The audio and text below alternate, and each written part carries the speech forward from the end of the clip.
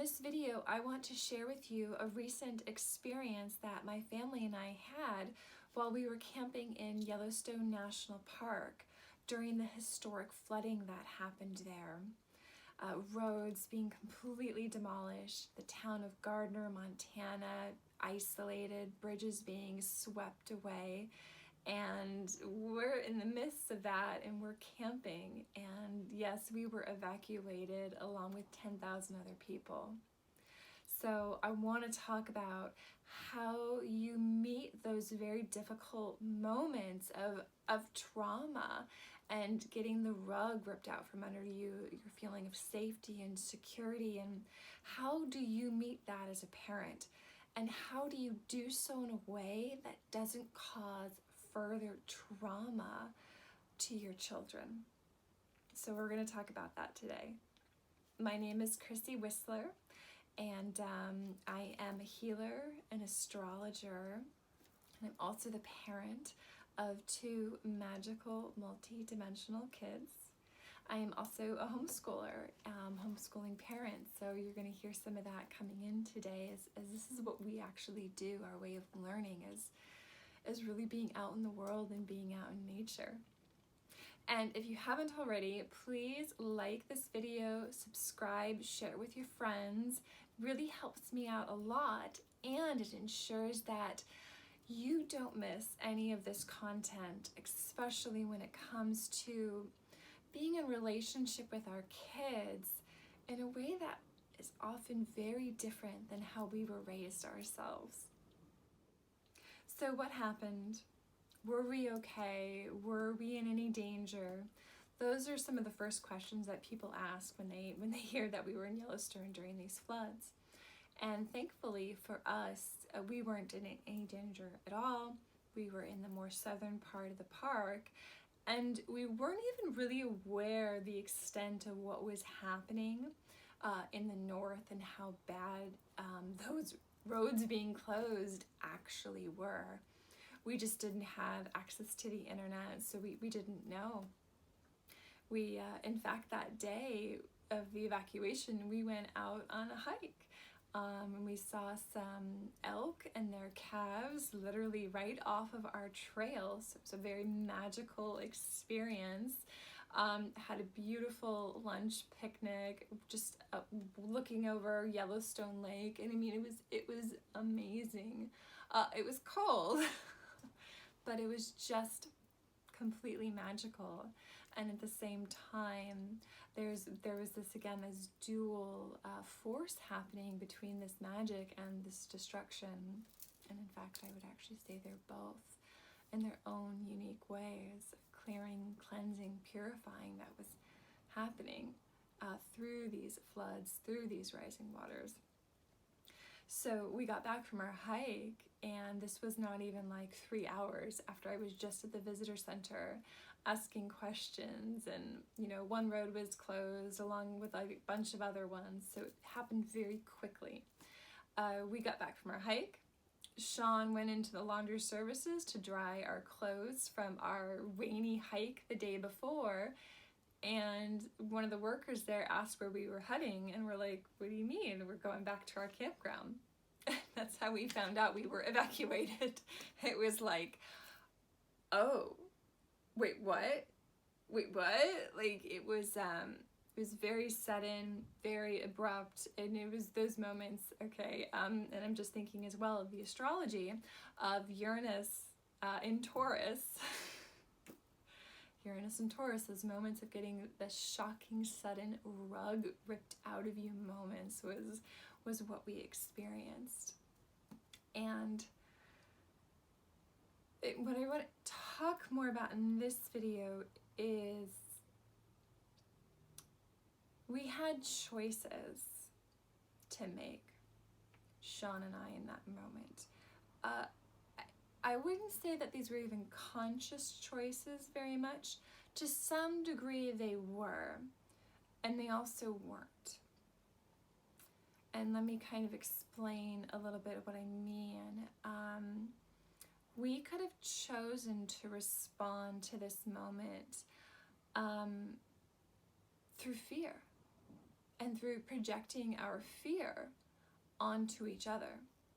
You know, suddenly, I mean, we had only been there for, that was our third day, from a 2 week, 2 weeks stay in Yellowstone that we had booked. And it was like everything changed within seconds. We didn't have a place to go. I didn't even know where to go, where we could go. It's a long drive from California to Wyoming, you know, Los Angeles to Wyoming. It's not a short distance. So it was like that feeling of the wind being knocked out of you. And I was also in the situation of supporting Eric. Now, Eric, if you haven't seen from my other videos, he is a very unique and different boy, special needs. And language and communication is still like kind of coming online in the way that you and I communicate. He communicates on a whole nother level. So routine is very important to him. So we have a system set up of, after we go on these hikes, we get to go to like the local store, and the kids get to pick out a treat that they want, or we go back to the campsite and he can have something there. And it was first going to the store and seeing that it was closed due to, you know, inclement weather, and we're like, wait, what? The sun's out. Like, because I didn't know how much damage this flooding had caused, and even to the employees and how they were affected, like we just didn't know. And so Eric was getting very upset. And then he went into the laundry facility and they had some, like, you know, candy there, but it wasn't what he wanted. So he was getting very, very upset. And that was right at this moment of us learning that we had to evacuate, and we had no place to go, no plan, again, no way of even checking on the internet to see, are there local campsites that were available. We tent camp, so it's kind of a big thing to go and pack everything up and then unpack it again and set it up. Like, it's not an easy thing to do. And so I'm faced with that moment of, oh my gosh, what do I do?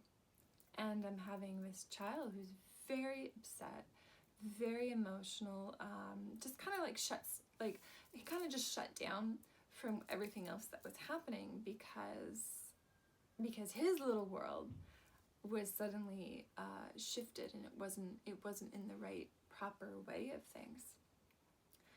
So Sean was starting to get, you know, upset and afraid as we were finding out what was happening. He was just like, go get gas right now. Like, there was fear about running out of gas at the gas station, that people would just come lining up and just get everything. And so there's a lot of fear and uncertainty that was very much in the air. And I couldn't even deal with the evacuation part until I got Eric emotionally settled and regulated. And again, there was a choice. I could have yelled at him. I could have projected my fears, which were totally legitimate, you know.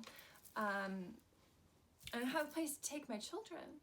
I didn't have a place where they would be safe. I mean, talk about hitting parents right in the guts, right? Like, are your children going to be safe or not? So I took him outside. I had to carry him out because he couldn't, Eric can really fixate, you know, on things. So I have to like sometimes remove him from a situation where I can just sit there and hold him and be with him, and he can shift that focus, you know, kind of break that cycle that his little mental body was in, emotional body was in. And so I just sat down with him, tried to talk with him, breathing also just for myself, because again, I was in trauma as well, and that's how I chose to to be in that moment of, I'm just going to put my trauma, my fears to the side right now, and I'm just going to focus on the thing right in front of me, which is this child who needs me to be calm in this moment. Because again, Eric's also very sensitive, very attuned and aware of the collective energies. So he was definitely picking up on the energy and the emotions of everybody around him. And I just took that time to sit with him and be with him. And then, you know, it was, and part of the reason I'm sharing this with you, okay, I don't think that you're going to be in historic flooding in Yellowstone. I don't think that's going to happen to you. But something else might. Something else might be ripping that rug out from under your feet. And how do you handle that moment as a parent? So much of that is going to be based on your training, your practicing of parenting. If the default, now this is true for me too, okay? I was not raised in a way of, you know, peaceful parenting, conscious parenting. There's so many different words for this way of being as a parent. You know, I was raised, you know, that this very much, you know, authoritative, you know, you do as you're told, like top down kind of way of parenting. You know, that's how my parents were parented, and they did the same to me. So there is no judgment at all on any of that. But probably for like many of you, like that's my default wiring. And I have been on this journey, because it still very much is a journey, of reprogramming myself, reparenting my own inner child. So when I'm in those moments of trauma, of difficulty, of challenge, I'm not reverberating, just defaulting to those really old codes and wirings that I have inside of me. So for you, you know, a lot will depend on your practice, your way of being with your kids.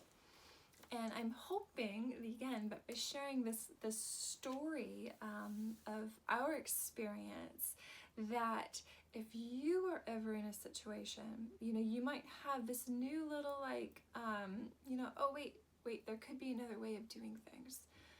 Conscious awareness for you if you're ever in a moment like this. And just even based on the astrology, we're in for some, you know, some whitewater rapids coming up. So who knows how much of this may be relevant for you.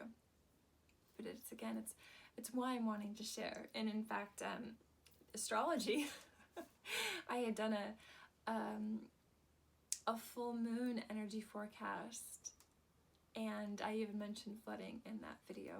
And sure enough, we had that experience, and the full moon, the main illumination of that super moon was also hitting where we were in Yellowstone. So even that experience was not exactly, I mean, it was a surprise, and it wasn't a surprise, if that makes sense. All right, so again, I'm sharing this with you so you can have some awareness if that trauma, that rug being pulled out from under you moments happens. How do you respond? How do you respond to your children? How can you respond in a way that shows grace to other people? In fact, when I was instructed to go to the visitor center, and they had a list of campgrounds that they would hand to me. So I went there hoping to find guidance, because I had none at that point, other than I was evacuated and I needed to leave. No idea where I was taking my children. And the ranger who was helping me, she was actually in trauma herself. And felt it immediately when I started asking her questions. She was just very much like, oh no, you have to go south, you have to go south. So even the information she was giving me was actually incorrect, which made actually a big difference in the choice that we made for our family, which is to actually go west. But I was like, oh, she is in shock. She is not even able to process what she's feeling, and she's having to then guide and help others through their own trauma. So I thanked her, and I held love in my heart for her. I was in a state where I really couldn't offer to her like, hey, this sounds like it's really upsetting for you. Are you okay? You know, maybe next time I will be able to offer a little bit more grace to her, or to someone like her in that circumstance. But again, like, it's a practice for me as well. And I'm someone, again, with a special needs child. So I was having this extra layer of stress and worry and fears on me to move through this moment. In fact, Eric continued to struggle understanding what was happening even when we got back to the campsite. There I am, you know, I'm calling my mom on the phone. She's trying to help figure out where the heck we're gonna go with our family. It's like 4 o'clock at that point, and you know, the sun's going down in a few hours, and we've got to pack everything up. Nothing, of course, was ready because we were ready to stay for 2 weeks. And he's going into the tent and he's wanting to play a board game. In fact, he was really wanting to play this one right here, Cascadia. This is a wonderful game if you've never heard of it before. He likes to call it Cascadia map game. You get to go and make your own little mountain tableau with your creatures that are living there. And anyway, so that's what he was really excited about. And so he's going into the tent while I'm trying to pack our sleeping bags and shoving clothes in and whatnot. And he's getting mad and upset that we're not playing a board game with him. Because again, this is his routine. A routine that was completely broken by this moment. And he didn't understand until I showed him the notice that they had taped to our tent that said we were evacuated and that this was an emergency and we had to leave. And it was that word, emergency, that got into his mind of, oh, there's something else going on here. And so both Sean and I had to really hold a lot of space and grace for him, even as we were freaking out as parents. Where are we going to go? Where are we going to take these children? What direction are we going to even drive in? Because that's kind of a big deal when you're in the mountains. Going in another direction is going to cost you a couple hours if you change your mind later or it doesn't work out. But thankfully, we got very fortunate. Sean found us a campsite right out of West Yellowstone. It's called Madison Arm Resort. So if you like boating and fishing, I highly recommend it. And that's where we ended up staying for the rest of our time there, because the campground that we ended up staying in, or the one we were going to move to, never opened again while we were there. And that was just Eric's response to what was happening. I was very aware of Kate as well, and she was amazing. She was like, I want to help. What can I do? Trying to her best to help, and also being limited because she is, she's only 9, she's almost 10, so she's still small, and there's not a lot that she can do. And she saw that both Sean and I, we were very stressed. we were in a very stressful situation. And once we got everything in the car and started driving on out, which was its own eerie experience of watching all these cars going in one direction, and there we are, the only ones heading, north and then west. It was for a while, so it was quite like eerie. And I kept being like, can you call and make sure the roads in West Yellowstone are still open? Because we were just so lacking in information. But for her, I started being very aware of her emotions were really coming online. How she wears Invisalign, and she couldn't reach one of her cases. It fell down, and she's getting super upset and starting to cry in the car about it. And I'm not in a situation where I can just really stop and pull over, because we're in a race of the sun setting. We're trying to get out of the park before the rain comes again, right? And that awareness of, oh, I see what's happening here. She is emotionally reacting to this situation. And so I was able to have more grace and more calmness for her. And in fact, I was able to share that with Sean as well, to tell him, hey, this is how she's responding to the trauma. So we need to be really gentle right now. We need to be gentle with our words. And in fact, I was aware of Sean and how he was responding in his trauma that was coming up. He's not someone who likes a lot of talking, okay? And Kate doesn't stop talking. And so there was one point, and I'm laughing too, because there was a point for her childhood until she was 4 that we were worried if she would talk or not, because she didn't start talking until she was 4. And now she doesn't stop talking. But he snapped at her because he was really stressed and really overwhelmed. And he was just like, Kate, you need to stop talking. And so she started to take that inwardly, that rejection, like she's trying to dispel her own fears, and then having her daddy say that to her. And of course, Eric can still talk, but Eric talks in his own way, in a unique way, and not really expecting response sometimes the way Kate does.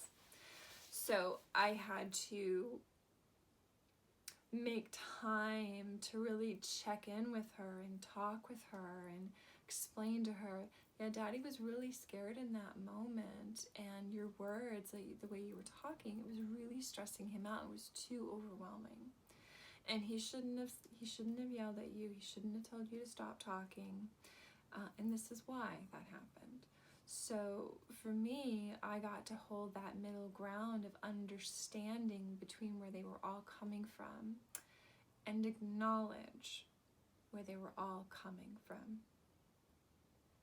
Not shaming and not judging. It just is what it was. So now how do we move through this? How do we handle that moment? And it's really interesting because for me, there was many times when Sean said to me, basically like, thank God I was with you. What would you have done if I wasn't with you? And I am very, very blessed that he was, because usually we go solo camping, and this is the first time he's gone camping with us since the end of 2019. So, synchronicity right there is he was there and able to help me through this moment.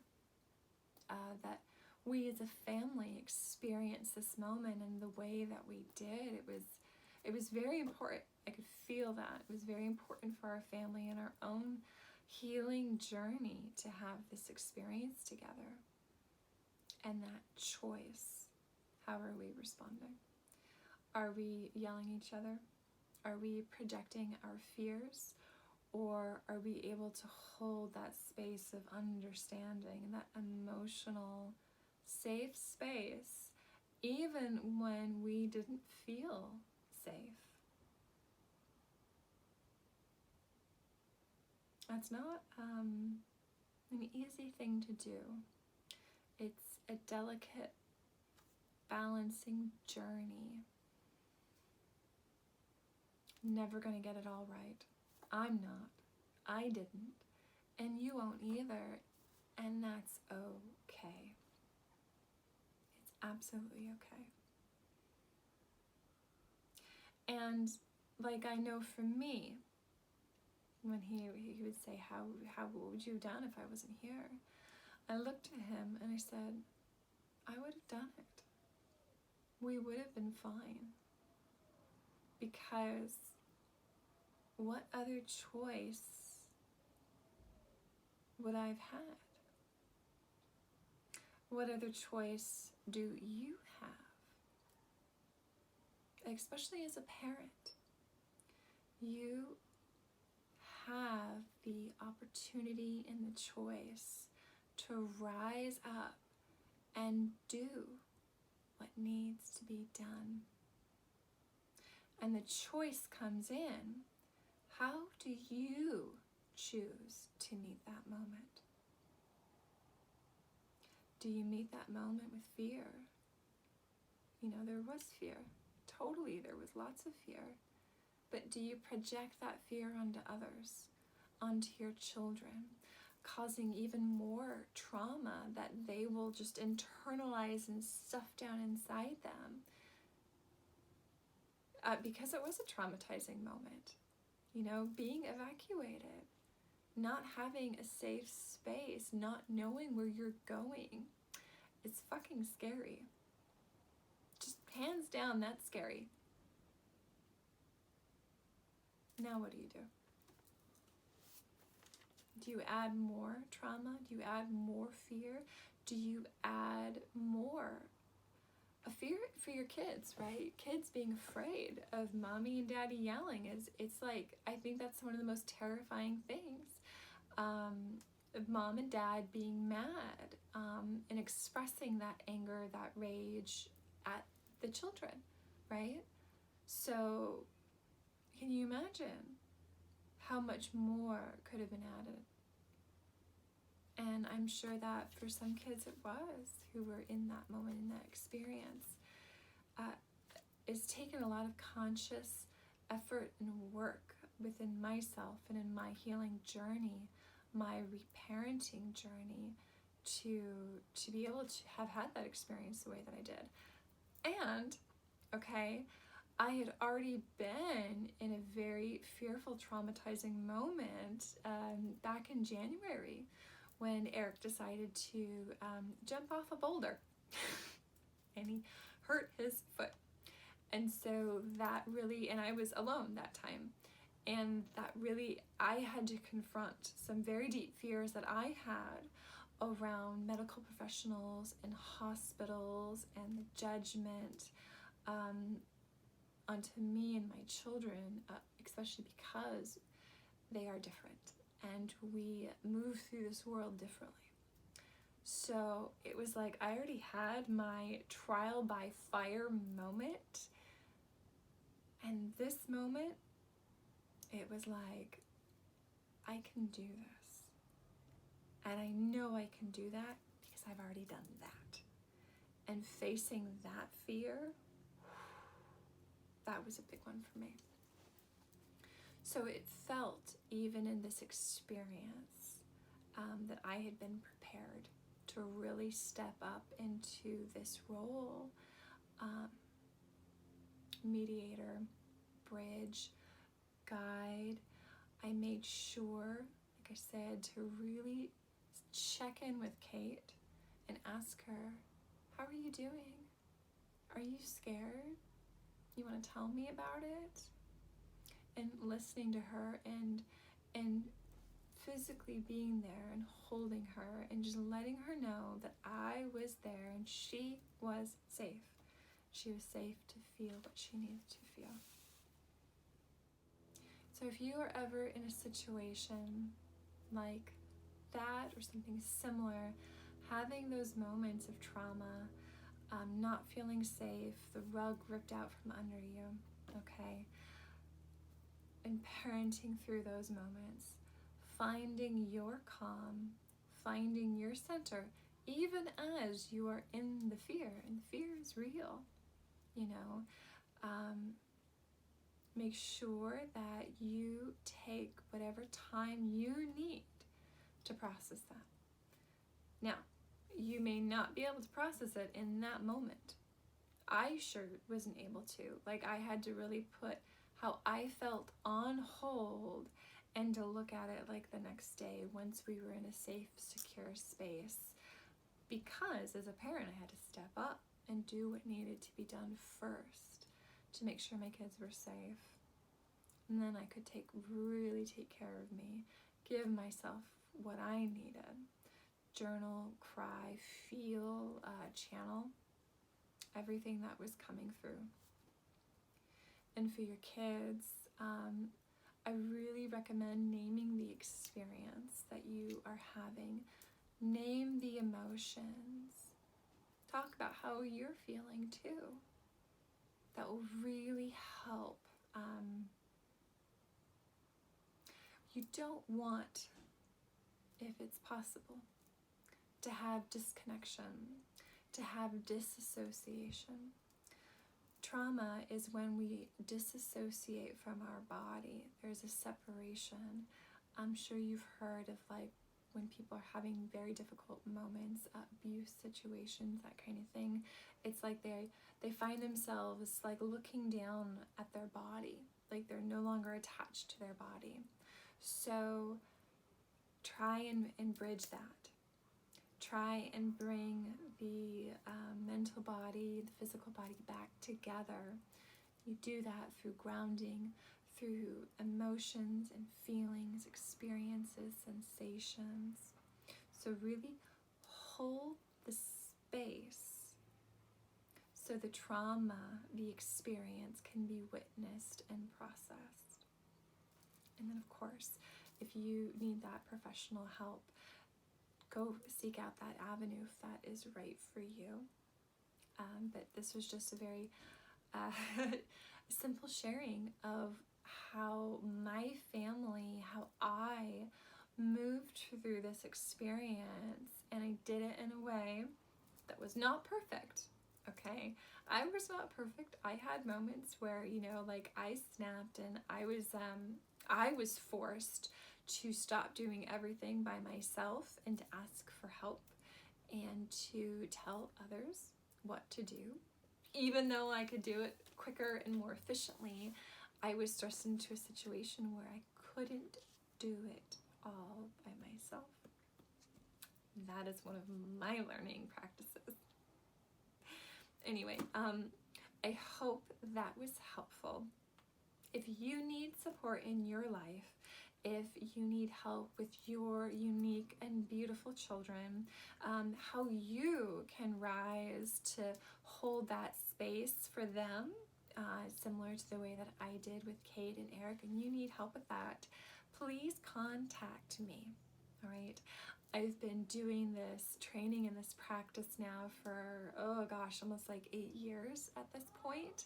And I had to tailor everything I learned in a way that worked for children who are different, who couldn't communicate through words and languages. So if you are someone in that situation and you're wanting a different way of parenting with your unique kids and you don't know what to do, please check out my website. Please send me a message. Also be sure to like and subscribe and do all the things and hit that notification bell so you don't miss any of these videos going forward for you and your journey as a parent. Thank you so much for watching, and I will see you soon. Take care. Bye-bye.